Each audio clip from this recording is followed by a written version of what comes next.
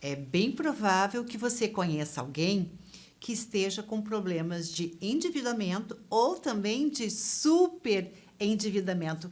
Para falar sobre o tema, nós recebemos com muito prazer o advogado Elter Nascimento, vice-presidente da Associação Brasileira do Cidadão Sênior. Como vai, doutor Elder?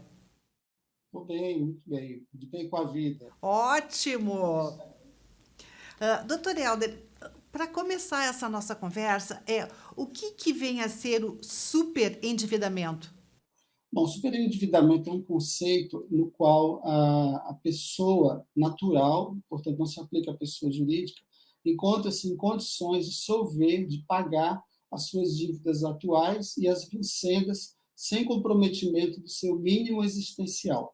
O mínimo existencial é aquela reserva necessária para custear saúde, alimentação, moradia, enfim, as condições básicas, as premissas para uma vida social equilibrada e satisfatória. Então, neste caso, a lei veio socorrer as pessoas que se encontram nesta situação.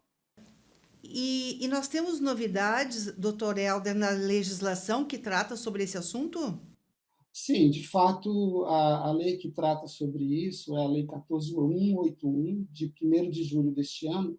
Ela alterou o Código de Defesa do Consumidor para integrar princípios de proteção, especialmente nessa questão do mínimo existencial, e também alterou o Código, o Estatuto do Idoso, porque o idoso normalmente também é uma vítima dessas situações pela condição de hipossuficiência, ou às vezes o acesso ilícito de pessoas ao seu cartão, ou aos seus dados pessoais, sobre os assuntos sobre o qual nós já falamos aqui, dados pessoais. Então, é importante considerar essa esfera ampliada de proteção que a lei trouxe no ordenamento jurídico. Doutor Helder, se um familiar ou mesmo o próprio cidadão sênior se der conta que ele está nessa situação de superendividamento, o que ele pode fazer? Bom, primeiro aspecto é que no Brasil existe uma deficiência significativamente na educação financeira das pessoas. Isso agora será ensinado nas escolas para que nós formemos adultos conscientes.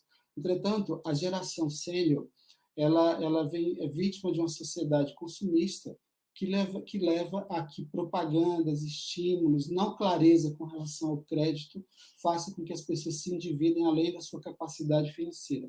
Então, quando alguém se encontrar nesta situação, ele deve procurar os órgãos de defesa do consumidor para, com base nos princípios novos do CDC, com a defesa do consumidor e do Estatuto, buscar um reequilíbrio das condições de adimplência dessa dívida. Não é deixar de pagar, porque o Código de Defesa do Consumidor protege o consumidor de boa-fé.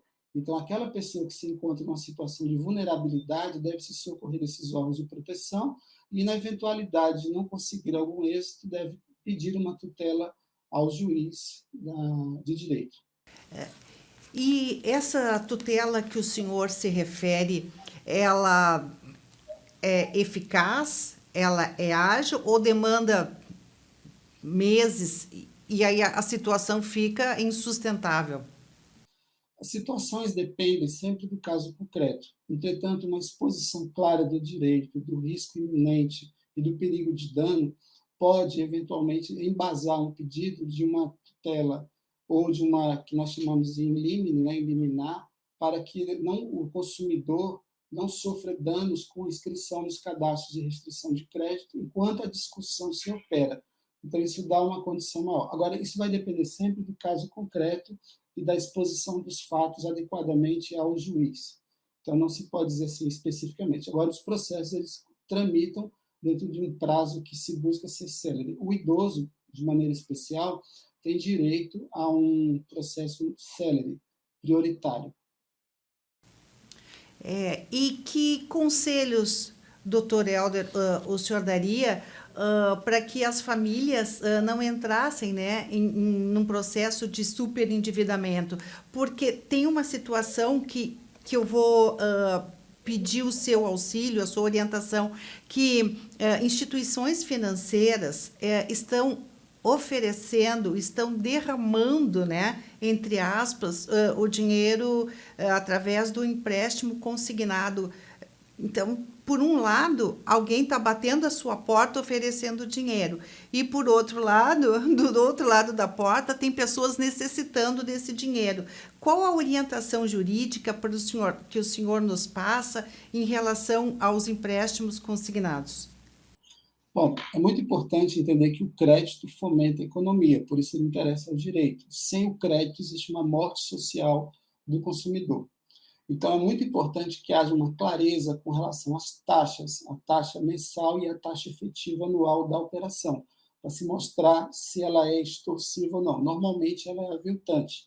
Então, para que se busque também outras formas de acesso ao crédito quando necessário. Segundo, é preciso ter clareza nos documentos, ter cuidado com as ofertas de crédito que envolvem ofertas de prêmio, sorteios, etc., concorrer a algum benefício, porque isso geralmente endivida significativamente e serve como atrativo, até para aquela pessoa de poucas luzes, de menos estudos, etc.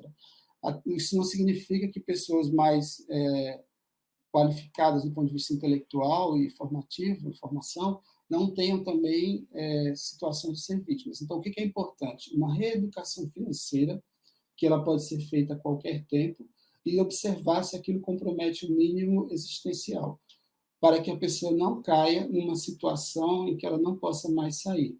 Então, talvez seja até satisfatório renegociar com os atuais credores do que buscar crédito novo para adimplir a obrigação atual.